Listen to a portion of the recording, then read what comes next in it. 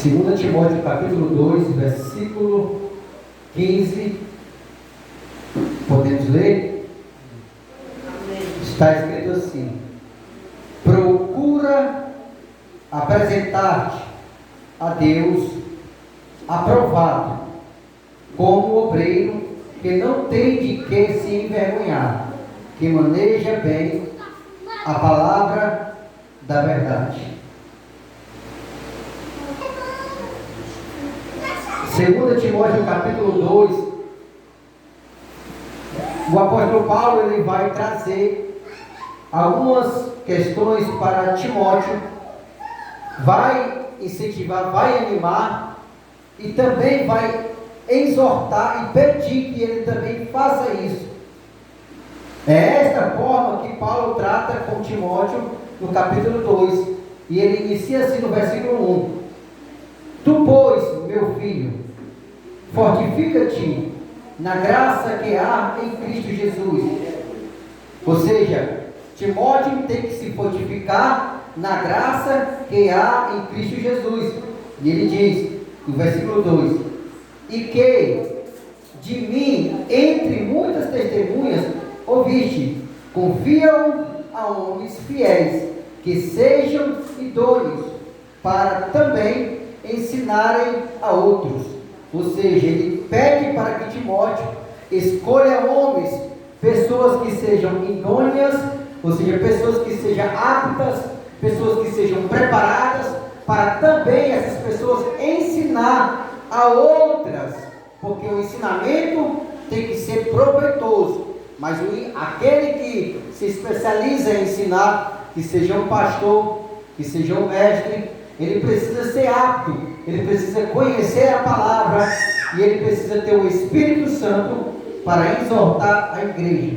E no versículo 3 ele diz: sofre, pois, comigo as aflições como um bom soldado de Cristo.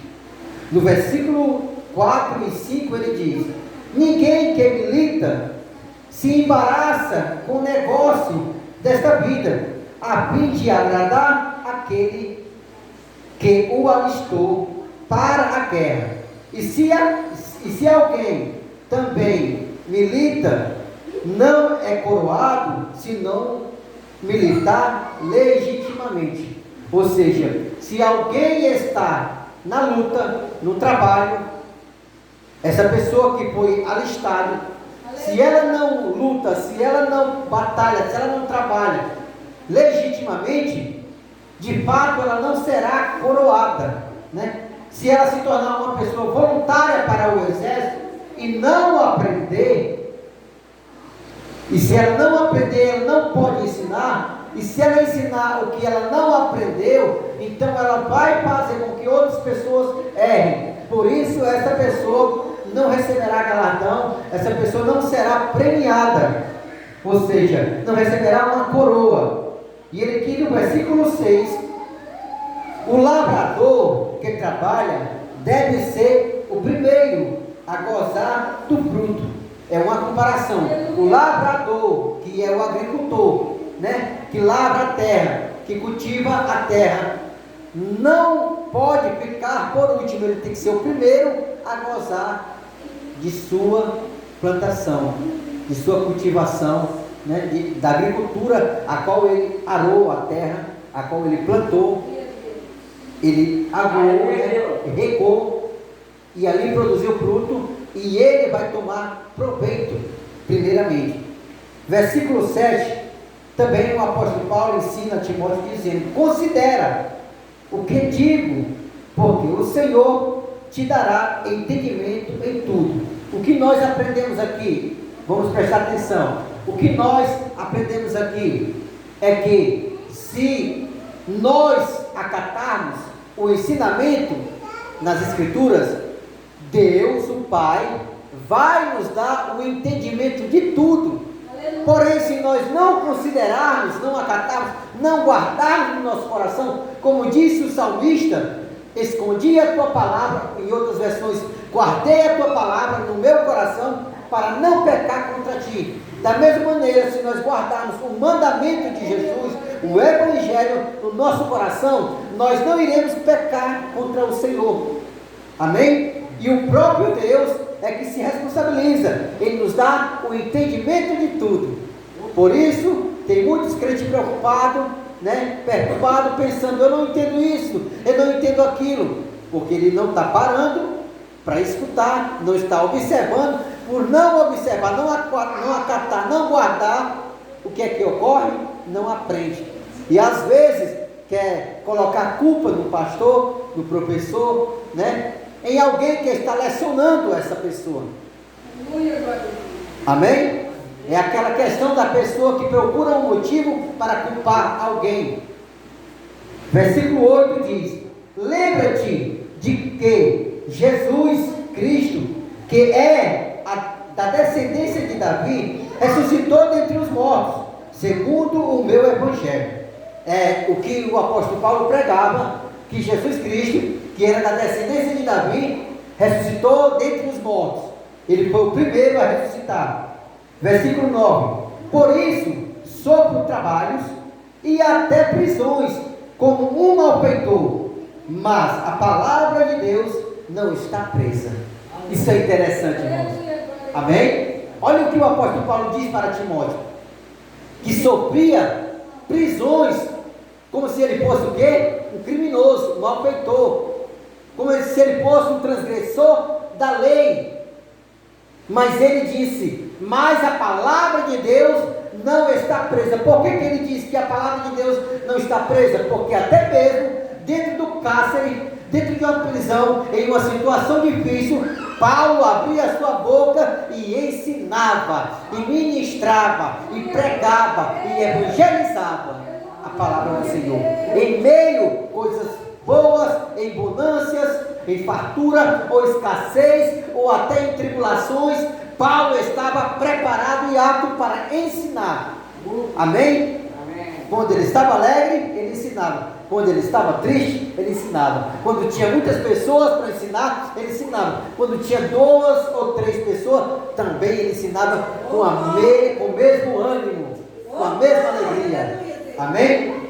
Versículo 10 diz assim: portanto, tudo sofro por amor dos escolhidos, para que também eles alcancem a salvação que está em Cristo Jesus, com glória eterna. Amém?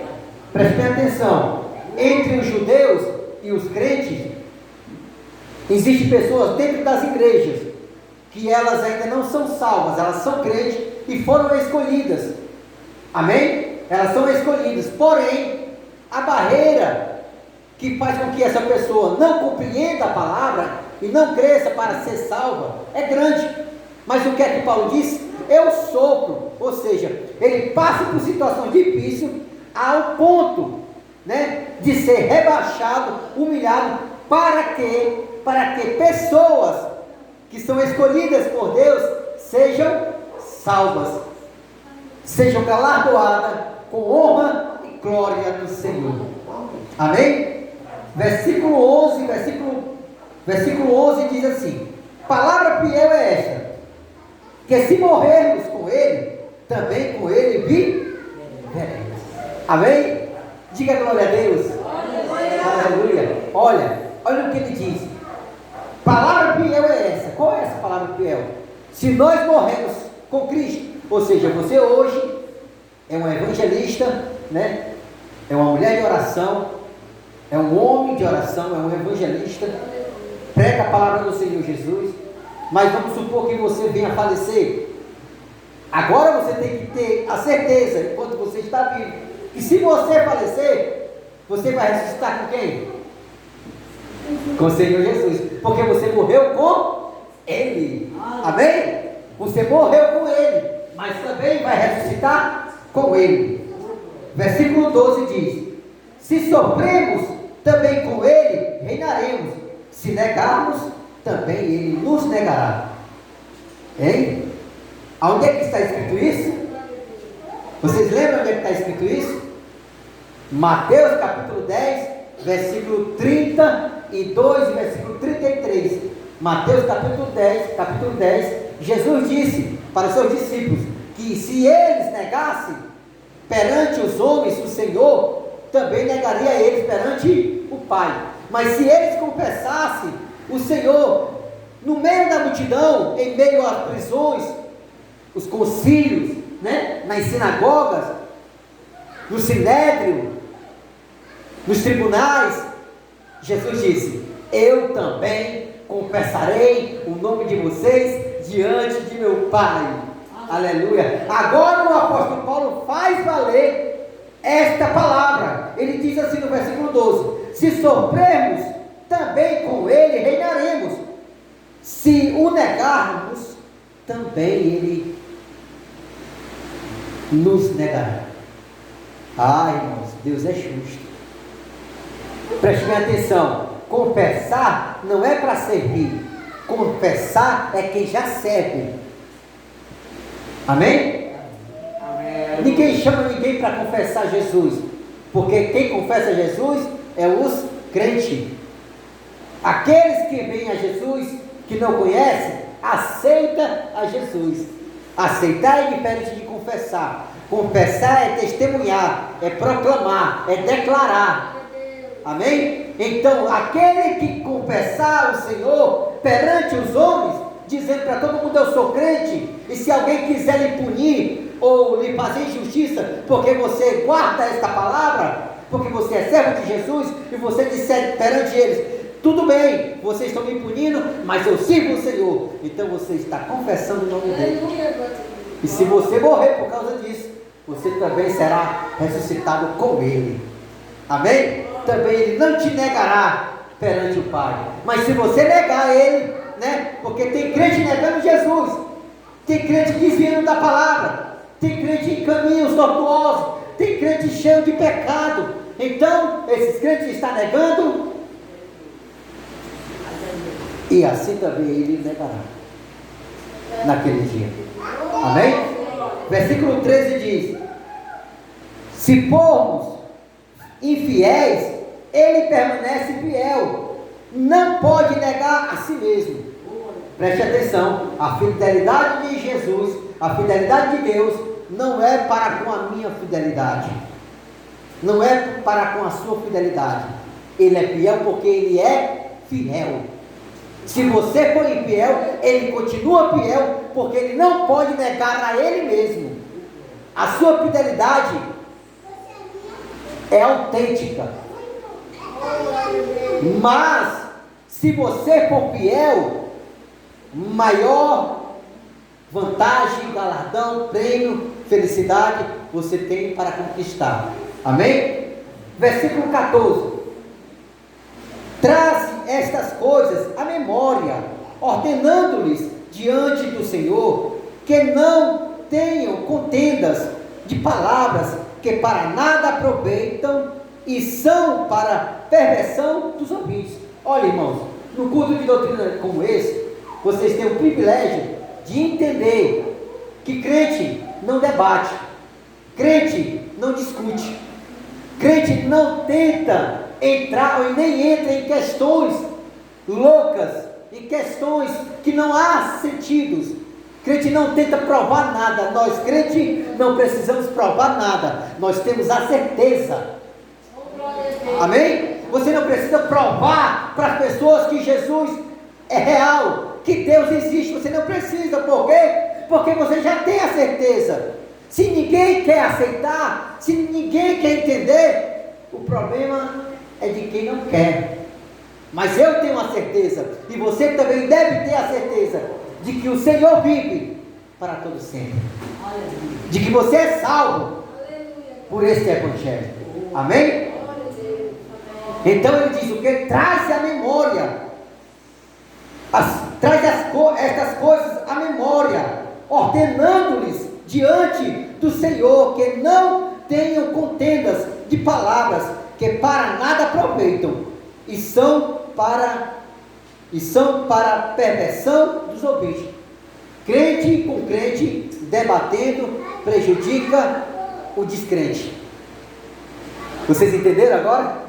Crente com crente debatendo no meio da rua, debatendo nas casas, prejudica os descrentes, perverte O que é que o descrente vai dizer? O que é que o incrédulo vai dizer, vendo dois crentes debatendo, querendo provar um para o outro que está certo? O que é que o descrente vai dizer? O que é que o incrédulo vai dizer? E tudo isso é registrado. Então Paulo diz, não façam isso. Ordena para que os irmãos não andem em debate, em contendas de palavras. E se aquieta, fique quieto. Né? Sopra. As pessoas querem ser melhor. Querem dizer para você que tem a palavra certa. Sopra isso. Mas saiba que o Senhor é vingador de todas as coisas. Não precisamos defender o Senhor, é Ele que nos defende. Aleluia, glória a Deus. Está cheio de crente, né, na política dizendo que vão defender a igreja. Ninguém precisa defender a igreja. Nós temos um defensor, Jesus Cristo, o cabeça, o Salvador. Amém? Versículo 15 diz: procura, que é o texto que nós lemos, procura apresentar-te a Deus aprovado, como obreiro que não tem de que se envergonhar, que maneja bem a palavra da verdade. É muito importante isso aqui. É muito importante. Paulo pede para Timóteo apresentar como obreiro aprovado, sem ter medo, sem ter vergonha. Por quê? Porque ele tem que saber manejar, ou seja, ele tem que ser apto, ele tem que ser preparado, ele tem que conhecer, mesmo que ele não tenha muito estudo, mas esse crente precisa saber o que é linguística, precisa entender o que é retórica, ele precisa entender o que é história, mesmo que seja uma coisa básica, mas ele precisa entender, porque se ele é um pastor, ele precisa passar para a igreja. A igreja precisa compreender o Evangelho. A igreja precisa saber o que é a Bíblia. A igreja precisa saber quem é Israel. A igreja precisa saber quem foi Adão. A igreja precisa saber por que ele caiu. A igreja precisa saber por que Deus poupou Noé. A igreja precisa saber, irmãos. Quem é que se responsabiliza com isso? Os pastores. E Timóteo era um presbítero. Era um pastor também. Por isso o apóstolo Paulo diz o quê? Procura apresentar-te a Deus aprovado. Entendeu? Como é que eu procuro me apresentar a Deus aprovado? Sendo um pastor que ora, um pastor que busca o Senhor e que lê a sua palavra e que acredita que Ele vai me revelar a verdade para que eu passe para a igreja. Eu tenho que gastar tempo em leitura, mesmo que o tempo não seja muito favorável, mesmo que o tempo seja pouco para mim, mas eu tenho que dar meu jeito para ler as Escrituras, porque eu sou um pastor, e eu não sou um pastor por excelência, eu sou um pastor por vocação. Tem um pastor por excelência. Quem é? Quem é? Jesus. Ele é um pastor por excelência, ele é o sumo pastor, e eu sou por vocação. O pastor Evandro por vocação, e outros pastores aí são por vocação, mas tem que fazer valer essa vocação, tem que ser zeloso por essa vocação. Amém? Versículo 16: mas evita as fábulas, ou seja, evita os falatórios profanos, porque produzirão maior impiedade. O que é falatórios profanos? A igreja sabe o que é falatório profano? São todos falatórios que são arranjados, que não está nas Escrituras. Quando as pessoas criam conceitos bíblicos que não existem na Bíblia. São falatórios profanos. Vocês sabiam disso? Quando as pessoas dizem ditado e diz que é porque está escrito. Depois alguém vem e repreende essa pessoa e diz que não está escrito e prova que não está escrito. Então a pessoa passa a entender que aquilo dali foi um falatório profano. Por quê? Porque tudo que tem que ser falado é o que está escrito. Eu não preciso tomar o tempo e criar conceitos aqui, entendeu? Além do que já está escrito, tentando substituir ou acrescentar uma coisa, ou diminuir. Se eu fizer isso, é falatório profano. Entendeu? tudo que não é de Deus, tudo que não é de Cristo, que não é do Espírito Santo, que não está nas Escrituras, se a igreja coloca isso em prática como um falatório, entendeu? Como se fosse escriturístico, o que é que ocorre? Essa pessoa peca e aumenta impiedade.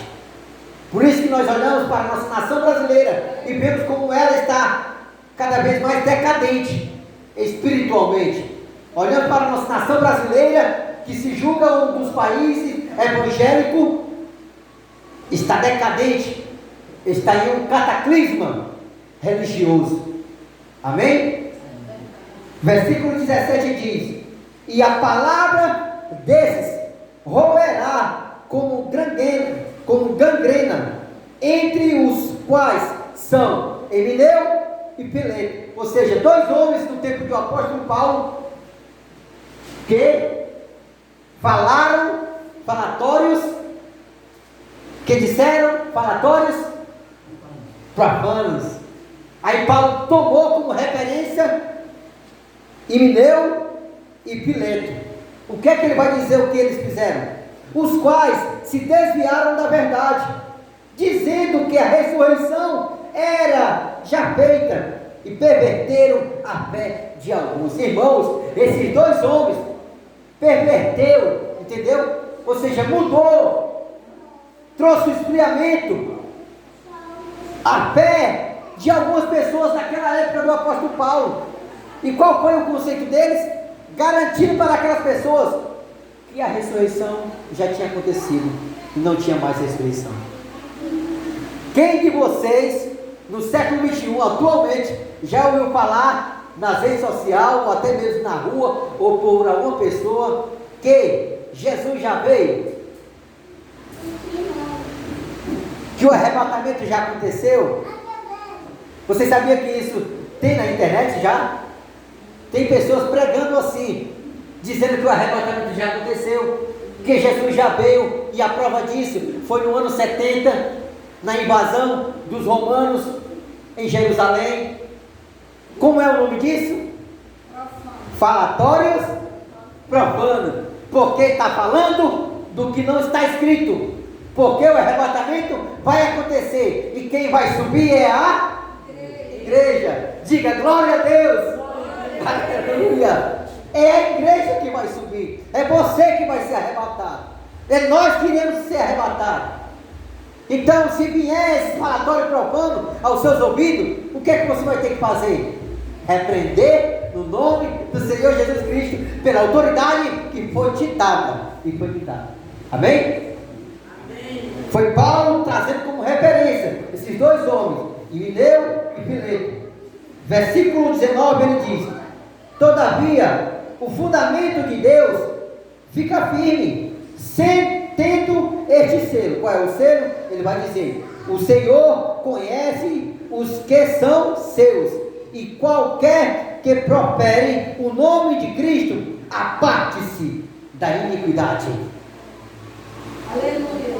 Glória a Deus. Ó, Deus sabe quem é dele. Sabe ou não? Sabe.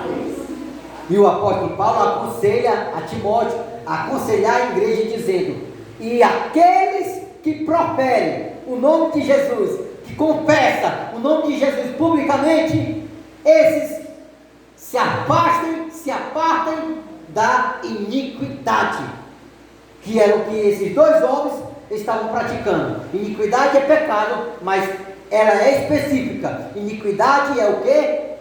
Falatórios profanos. Viu?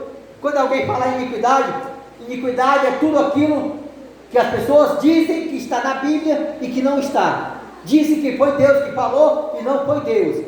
Dizem que foi o Espírito Santo e não foi o Espírito Santo. Isso é iniquidade, isso é falatório profano. Viu? Por isso que se vocês perceber que não está escrito, que não foi Deus, que não é o Espírito Santo, que não é mandamento de Jesus, rejeite isso, para não ser participante.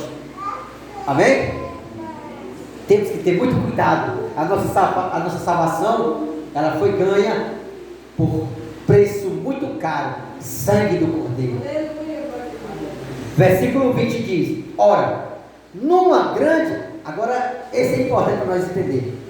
Ora, numa grande casa, não somente há vasos de ouro e de prata, mas também de pau e de barro, uns para honra e outros para desonra. Amém? Ele faz uma comparação. Dentro de uma casa grande, existe todo tipo de vaso. Não é só de prata nem de ouro. Existe também de quê? De barro e de pau, de madeira, né? Uns vasos são para honra e outros para desonra. Da mesma maneira é dentro da igreja, da mesma maneira é na nação brasileira, da mesma maneira é no mundo. É uma casa muito grande que tem vasos de várias maneiras. Uns são de ouro, outros são de prata, outros são de pau e outros são de barro. Tem crente fiel e crente infiel. Tem crente honesto e crente desonesto. Tem crente verdadeiro e crente falso. Amém? Tem crente salvo e crente perdido. Imagine, crente perdido. Tem. Né? Como é que a pessoa é crente ainda é perdido? Entendeu como é? Por quê? Porque não aprendem a verdade. Eu não vou ter tempo aqui, mas outra vez eu vou falar. Lá no capítulo 3, o apóstolo Paulo vai dizer que nesse tempo existiam umas mulheres que elas se deixavam levar por alguns pastores que entravam dentro das suas casas, mencionando mentiras, enganos, e elas aprendiam, ou seja, todo dia elas eram ensinadas, mas elas não conseguiam perceber a verdade. Por elas não conseguirem perceber a verdade, elas eram levadas ao engano. Mulheres aceitavam esses homens dentro das suas casas, ensinando mentira, erros. Entendeu? Achando elas que isso era espiritual. E o apóstolo Paulo denunciou dizendo que elas estavam se perdendo. Todo dia tinha estudo para elas e elas nunca aprendiam. Por que não aprende? Porque se está ouvindo o engano,